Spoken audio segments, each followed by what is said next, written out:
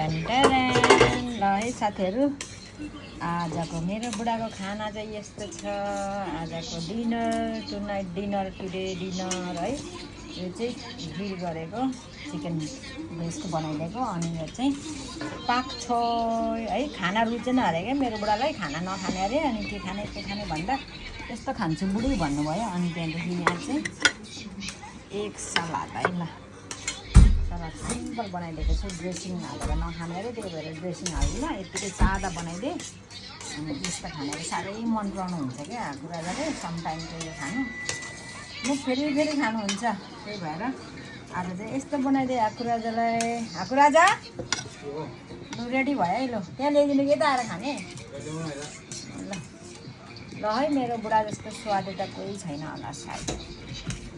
बुढी जाँगरी त बुढी छ, अनि के खानु मन लाग्यो भन्नुहुन्छ क्या। ल मलाई चाहिँ खाना चाहिँ यस्तो रुच सिँगारेको भने त साह्रै सिँगार्नुपर्छ क्या। पाक्छो कस्तो भयो हाकुराजा? मिठो छ?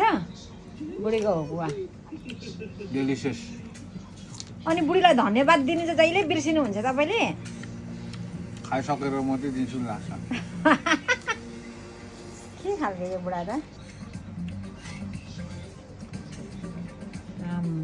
कस्तो मिठो गरी खानुभयो, कस्तो